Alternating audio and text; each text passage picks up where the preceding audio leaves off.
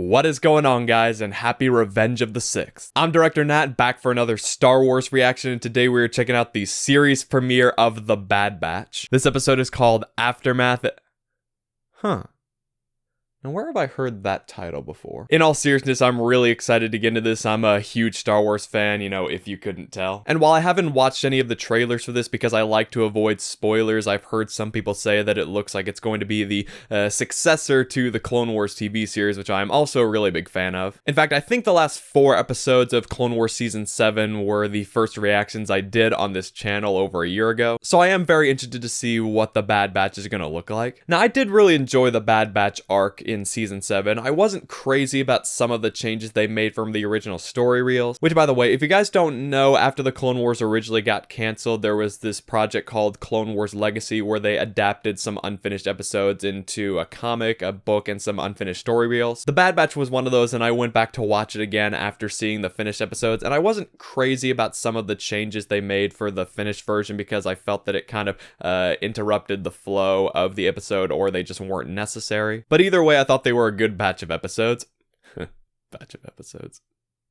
Sorry. And I thought the Bad Batch themselves were a really interesting group of characters, so when I heard that there was going to be a TV show about them, I thought that was a pretty cool idea. So I'm looking forward to seeing more of them, how this will serve as a follow-up to the Clone Wars, and also seeing the aftermath of Revenge of the Sith. But something I should note is that initially I am going to be a little more reserved and skeptical for this show. And the reason is because I recently did my updated ranking of all the Star Wars movies, which you should check out if you haven't seen it yet. Because as I was reflecting on my current thoughts for the movies, I realize I have a pattern when it comes to recent Star Wars content. I initially loved them right off the bat and even go out of my way to defend them for a while before realizing that they weren't as good as I thought they were. Now, granted, this mostly applies to the movies rather than the animated TV shows, but I felt that it was important to keep that in mind, so if in this reaction you see me being a little more reserved and skeptical than I normally would for something Star Wars related, that's why. I will give it a chance to win me over as it goes along, and if there's something I really like, I will show my enthusiasm for it. I just wanted to let you guys know what my mindset is going into this reaction. Alright then, with all of that out of the way,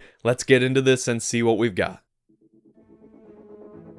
Oh, that is cool. Like, they're using the same general intro that they use for, like, The Mandalorian, but they're changing up the characters based on what we see. That's a cool idea.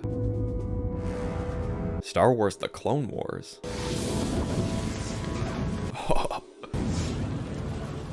Oh. Look at me. I prefaced this reaction saying I was going to be more reserved and skeptical, but I'm already geeking out. Aftermath. Oh. To the brink. Republic forces continue to mount victory. After the Jedi Knights thwarted an attempt to kidnap Chancellor Palpatine, the What? Grievous retreated to the Outer Rim. No way.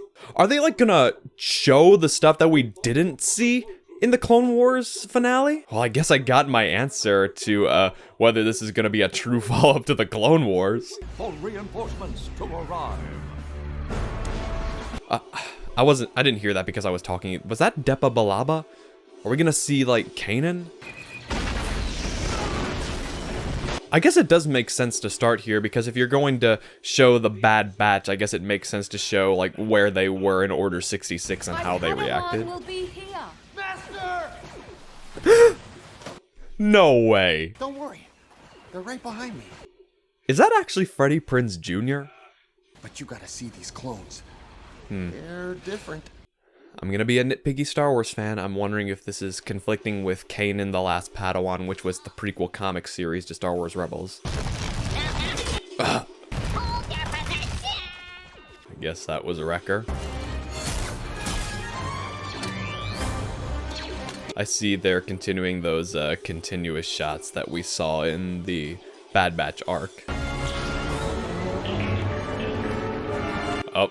I recognize that little sound effect from the Mustafar duel in Revenge of the Sith. I notice these things. Guess I'm in charge now. Don't shoot, I'm not the commander, he's the commander. I hate this job. Okay. I'm impressed so far. Watching your team in action was the fun. Care to introduce your new friends, Caleb? That's definitely Freddie Prinze Jr. We're all you're getting. We're all you need. Actually, if my intel is correct, the General will not need any of us. The Clone War may soon be over. Jedi General Obi-Wan Kenobi has found and engaged General Grievous on Utapau. Okay, yeah. Looks like this is going to conflict with what we saw in Kanan the Last Padawan, but I guess the TV shows and movies conflicting with the comics and books is inevitable. Well, not inevitable, but the story group seems content to let it happen, so... Good. That's the only way I know. It is cool hearing Freddie Prinze Jr. again, but I honestly kind of wish they'd maybe gone with a voice actor who is a little more age appropriate. And they probably didn't need to include Kanan because, again, Star Wars fans always say this. Order 66. Oh, well, that didn't take long.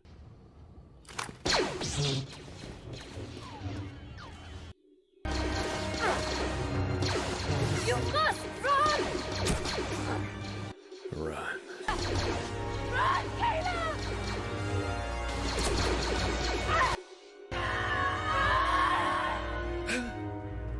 Oh, how are they gonna react? Kid, wait! Oh, maybe because of their unique genetic programming, they don't have inhibitor chips? Come on down, kid. We're here to help. No! Liar! What are you doing? Following orders. Good soldiers follow orders. Oh, looks like he's the one actually being affected.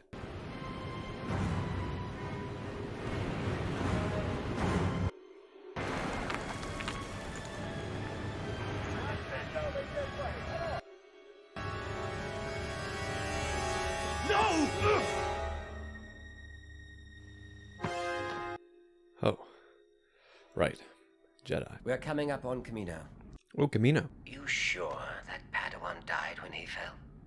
Sure, I'm sure. Why? Well, usually when someone falls, you look down, not across. One thing I do have to note is that the animation is very in line with the Clone Wars and top-notch quality.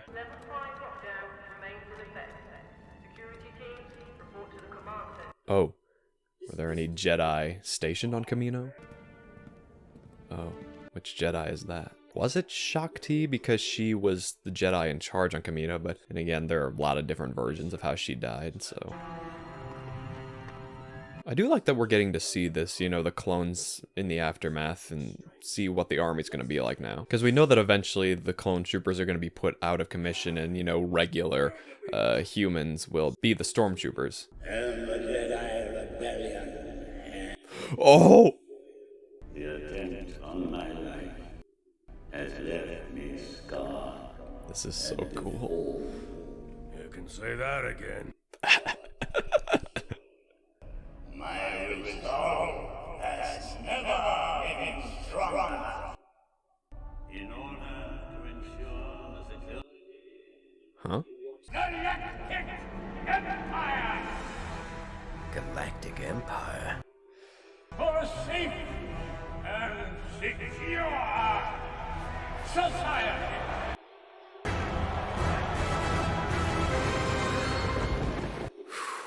Lads, we've got company. Hello, Who's this? my name's Omega. I was wondering when you guys would come back. Come, Omega. There is work to do. She like a female clone made from Jango Fett's DNA? That would be interesting. With the war at an end, the need for future clones is being questioned. Clone troopers will be needed to maintain order throughout the galaxy. A service conscription soldiers could provide at half the cost. Yep. This is the explanation most Star Wars fans assume, but I like that they're at least addressing it. What if we get like a war between the Kaminoans and the newly formed Imperial Army? Like I think there was a mission like that in the original Battlefront 2 game. What kind of evaluation? Hopefully not mental.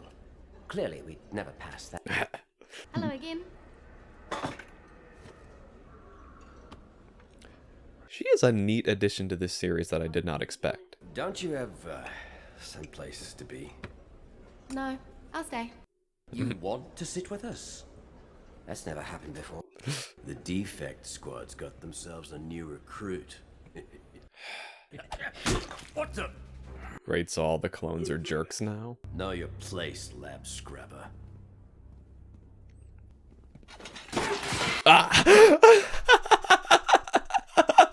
Psst. That's it! Oh yeah! Oh. Where? Oh! Is that droid from Clone Wars Season 6? Be cool if it was. But Listen, kid.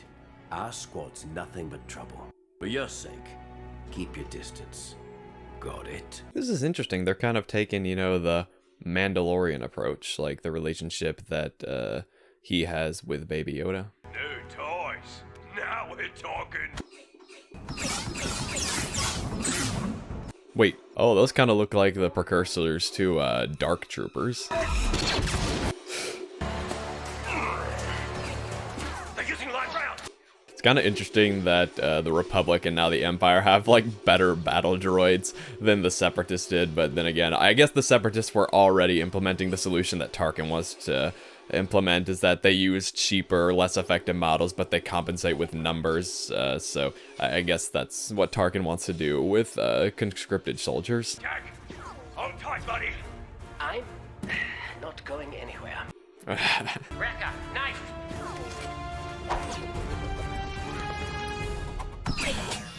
Whoa. Wow. We're not dummy droids. That much we agree on. We have tracked a group of insurgents to the Onderon sector.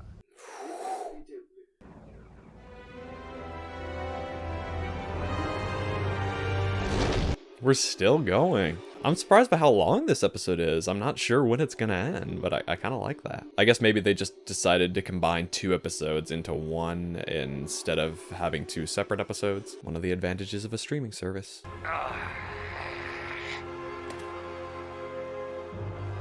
Yeah, I'm not sure how much longer Crosshair is going to be part of the group. They can't have it be on Onderon and not feature Saw Gerrera. Why would Tarkin send us to attack our own forces? Because we refuse to fight for an empire. Ooh. The old ways are done. You can either adapt and survive, or die with the past.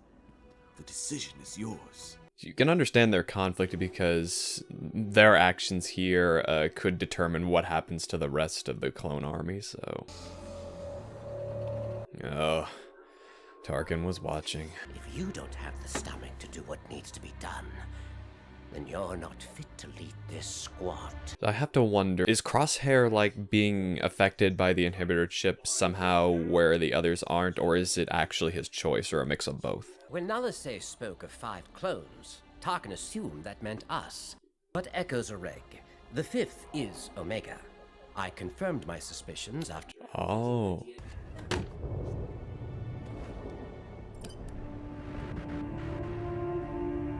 And of course there's a spot for her in the picture. You're coming with me. We will not. We are official Kaminoan. Don't touch me, droid.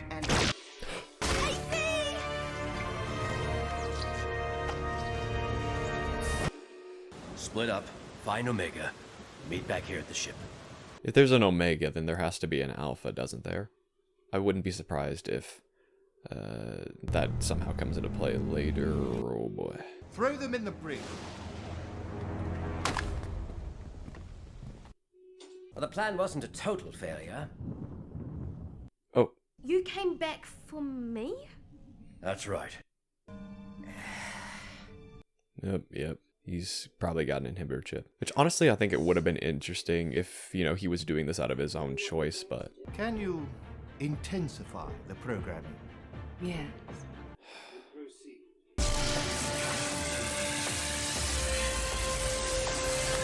So are the rest gonna escape and it's gonna be his mission throughout the season to hunt them down? While these cells were retrofitted to hold normal individuals, they could not possibly account for someone like Wrecker. You mean I could punch our way out? If you punch the correct spot.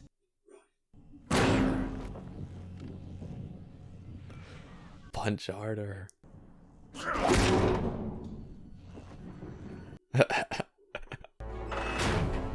What was that? Sorry, these floors don't hold me so well. On account of them not being designed for abnormal individuals such as myself. Move away from the wall, now! Why don't you come here and make me? Oh. Hey, Red! Ha, not bad. No, where is it? Where is it? I don't think we'll have to go far. Oh, man.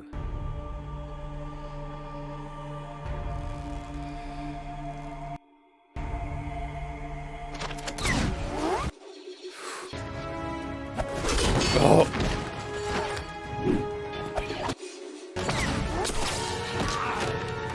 Oh man, he's already taken a shot there. Seal the bay doors!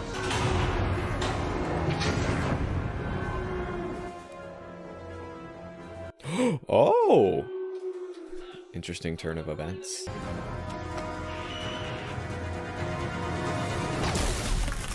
Oh. Nice shot.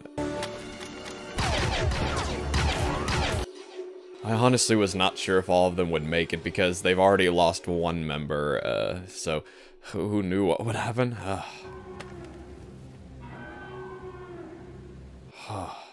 Is this what you were looking for? Oh, you found my Lula! Ow!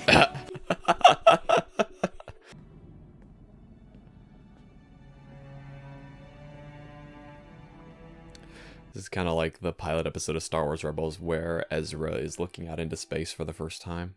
Impressive shot back there. Where'd you learn to do that? I don't know. I've never fired a blaster before. I guess I got lucky. Plot a course for J-19.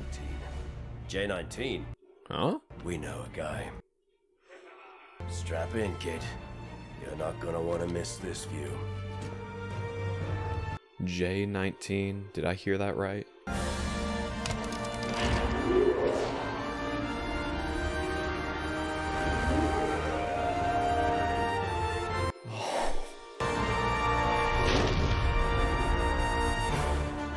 Whoa, that was cool.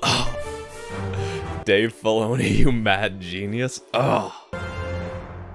Lucasfilm Animation. I like that logo.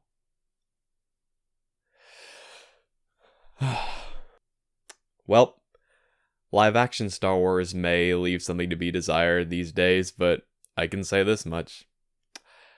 Animation doesn't disappoint. Okay, so that was Star Wars: The Bad Batch, Season 1, Episode 1. Wow. What a premiere that was. My disclaimer at the beginning about me being more reserved and skeptical kinda just went out the window because... you know what? I guess it is okay to just enjoy something and have fun with it the first time you're watching it, and then you can be critical afterwards. So on that note, let's get into discussing everything that happens in this episode because there is a lot to unravel. So I guess it's a good thing I gave myself plenty of time to record this reaction and then to discuss this stuff afterwards, because I'm seeing now that this is 75 minutes long. I did not know it was going to be that long. I thought it was going to be like 22 minutes, and then when it kept going for a while, I thought it would be like half an hour or 44 minutes, but no, they made like, it is animated. It is beautifully animated with no commercial breaks, and it runs for 75 minutes. That is insane. I mean, obviously, I'm like everyone else, you know, I have my criticisms of Disney Plus and Disney in general, but you do have to admit that them being on a streaming service and having a very large budget does come in handy. I thought it was very cool how they started off with the Star Wars opening that we get in The Mandalorian, but they've updated it to be more Clone Wars era centered characters, which I guess that's what they can do now. They can can have the same general thing but update it based on whichever project they're doing, which is such a cool idea. I love that. It makes me like this intro a lot more now. And that opening with the Clone Wars text, but then it burns away. We see just the simple title and them starting with Clone Wars narration, because that makes sense. They almost made me think that they were going to show all the stuff from Revenge of the Sith that we didn't see in the Clone Wars finale, but that would have been stretching it. And so it's starting it off that way and showing that yes, this is indeed the true successor to the Clone Wars, while also bringing some new stuff to the table, was such a good way to start out. But now I do have to kind of start acknowledging some criticisms I have, and this is just because I'm a big Star Wars fan who has consumed a lot of Star Wars media and really cares about continuity. While this opening battle is really entertaining and it is cool to see Kanan Jarrus when he was still Caleb Doom, it does conflict with the Kanan the Last Padawan comic series, which was a prequel that originally showed Kanan's backstory, because there was an entirely different set of clones that happened with, and it played out very differently, and now they have shown it here. So obviously I have mixed feelings on it for that reason, but also it's just kind of the fact that this happens every time they feature in a pre-existing Star Wars character. It's always the question, did it need to be that character, or could it have just been a new character? But at the same time, it does need to be someone who survived, so it would likely be one of the characters we've seen before. And that is one of the strengths of having so many different movies and TV shows, because yes, this is a big universe, so yes, it is always a stretch when characters we know from different shows and movies come together. But at the same time, one of the strengths of the overall franchise is having different shows that focus on different people, but then they have some connective tissue to create an overall story. And it's not like Kanan was the focus or anything. He was just included. He served his purpose for what was going on with the Bad Batch, and then he moved on. Which you could also argue that it should have been a bigger moment, maybe have it set place at night, have it happen a little later so that it would carry more weight. But at the same time, it's not Kanan's story, so yeah, I do have mixed feelings on it, but still, it was done very effectively, and they did make sure to do it in a way that at least tied into Star Wars Rebels. I guess that's just kind of the problem with how continuity is set up under Disney Star Wars, because the old canon hierarchy with the expanded universe was that the movies and the TV shows outrank all the other expanded universe material, so they used that to explain any continuity errors that would come up. But then when they did the canon reboot, they said that everything is canon and everything has equal canon status, so when stuff like this naturally comes up, because it's hard to avoid any continuity errors and people want to have creative freedom, there's now not that same way to explain the differences. But I guess I've talked enough about this subject, so let's move on to everything else. It was cool hearing Freddie Prinze Jr. again. I'm fairly certain that's his voice, although I almost kind of wish they had just cast him with a younger voice actor who would actually sound more age appropriate. I do still really like the Bad Batch. I liked their introduction. I thought all their action scenes were still really cool, just like they were in Clone Wars Season 7, and I think they work really well together. Although the one thing I felt that they were kind of lacking, like, I guess the person who would fill this role the most would be Hunter, but I felt that they kind of lacked, you know, that one character in the group who's kind of the more normal one, who we, the audience, can relate to the most, and therefore follow them on this adventures, but I will get to that later. I did think it was cool when they just got right to Order 66. I was so surprised and almost missed Palpatine speaking about it, but then Depa Billaba, you know,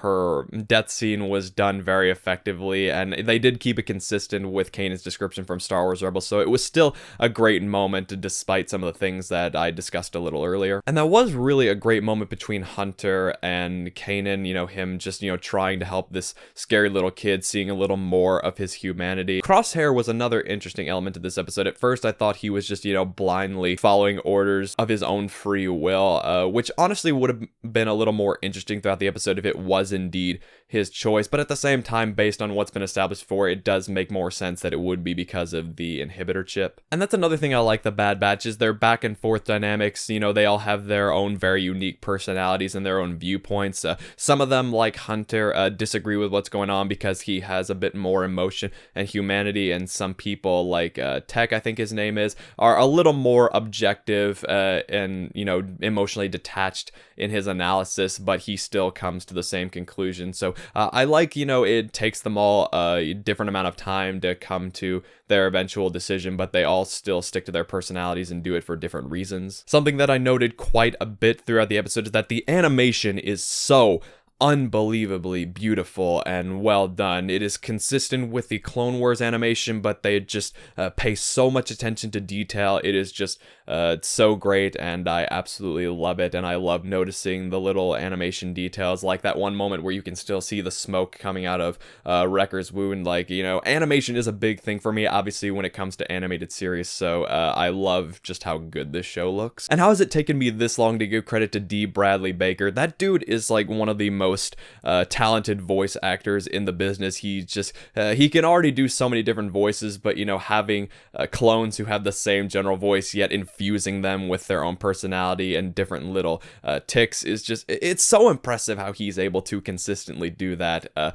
throughout this entire episode. I thought it was great getting to see the transition from Revenge of the Sith to the Aftermath, as the episode is called, seeing what the view is going to be for the clone army. They did a good job of explaining what Tarkin's view on it is and why they're inevitably going to end up switching to stormtroopers instead. It was honestly kind of heartbreaking seeing all the clones just, you know, so blindly following orders and, you know, kind of being jerks now because of what their programming is doing to them. But, you know, it is doing a good job of transitioning into the Galactic Empire. And I love how they actually incorporated Palpatine's dialogue from Revenge of the Sith, like him giving that speech to the Senate and the clones are watching it at the same time. That was a really great moment. And I know they have to keep moving along for the episode, but it does make you wonder why characters like Echo, who have been around a lot longer and have worked with the Jedi, you know, would just kind of not react as strongly or would kind of move on to the other stuff so quickly. But again, you kind of have to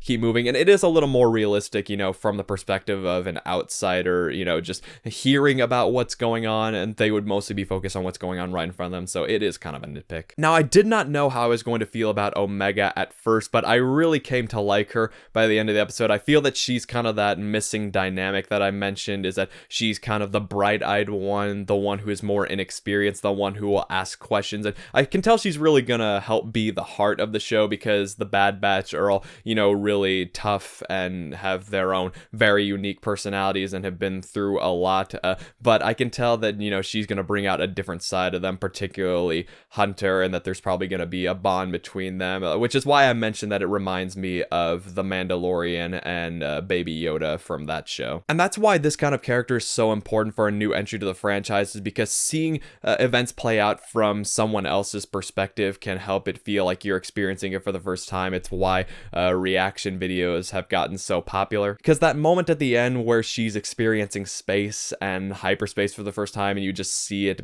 reflected onto her eyes, that is just, you know, that's just so beautiful, because it makes us feel like we are kids again, experiencing the magic of this universe for the first time. And I also just think it's interesting having a female clone of Jango Fett. I guess that is possible with everything you can do with genetic splicing, and I didn't expect it, but I can tell that she's going to be a character that I'm really going to like as the show goes on. And there's also that bit of mystery, how she's able to shoot so well, even though she's never held a blaster before, which the obvious explanation is that it could be her programming, but I wouldn't be surprised if they go into it more. And if there is an Omega, is there also an Alpha? Like, does she have a counterpart clone, or is there some explanation behind that? I don't know. I like that I'm asking all these questions. And I really do like that the episode felt like a complete experience. As I said, I thought that it was going to be much shorter and that we would have to wait until the next episode to fully set up the series. But I felt that this episode, because of its length, really did set up the entire series, or at least the initial premise of the series, very nicely, and it all just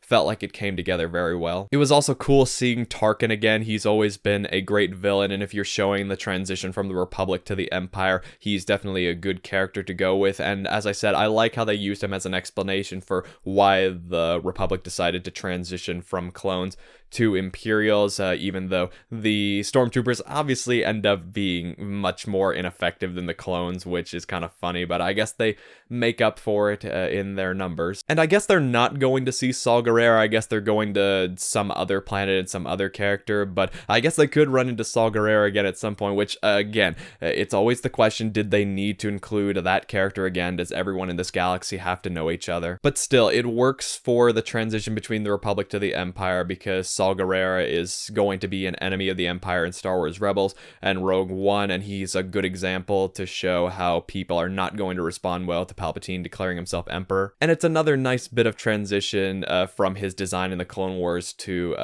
Forrest Whitaker. Again, they don't overplay it. You know, they didn't overplay Kanan. They had him, he served his purpose, then they moved on, and they don't overplay Saw Gerrera. And this connective tissue does help this franchise feel more connected. So yeah, I thought it was cool to see him. It was interesting that they included the same droid, or at least what I assume is the same droid from the arc in season 6, but if it's not the same droid, you know, it has to be the same droid. And I also thought it would have been cool if he came along and became a part of the group, but I guess that could still happen at some point, who knows. Speaking of droids, during that training simulation, they go up against what appears to be the precursors to the Dark Troopers, or at least precursors to those droids we see in Star Wars Rebels, so that was kind of neat. It's funny how, like, right now, after the Clone Wars is over, the Republic seems to have better battle droids than the Separatists did, but again, the Separatists were probably employing Tarkin's strategy, you know, getting droids that are a little weaker, but they make up for it in numbers, so I guess that's the best explanation we're gonna get. And this seems like it's gonna be a really interesting story throughout the season, that they're probably gonna be going on lots of different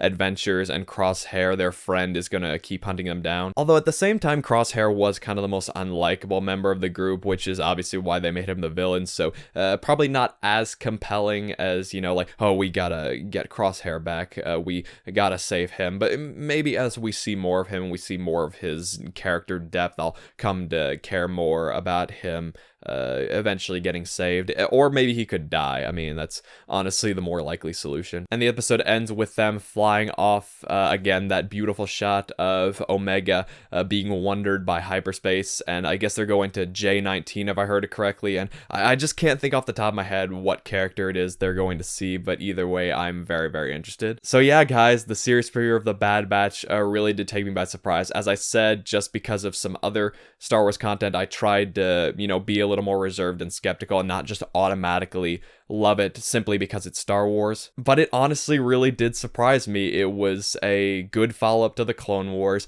It was really good on its own. It was longer and therefore more detailed than I expected, and as I said, it's just so well made. They just show such respect for what's come before and other details of the Star Wars universe that despite whatever problems I may have had in the episode, I can you know, still look forward to what's coming next. So we'll just have to see if the episode keeps winning me over. Okay, this is already going to be long enough, so now I'm going to turn it over to you guys. What did you think of this episode? What are you looking forward to in the rest of the season? What are some of your predictions and thoughts? Whatever it is, feel free to share your thoughts down in the comments and let me know what you think. If this is your first time on the channel, be sure to like, subscribe, and hit the bell for more content. Also, be sure to check out my other videos. It really does mean a lot. And as always, thank you so much for watching, and I will see you for the next Star Wars reaction.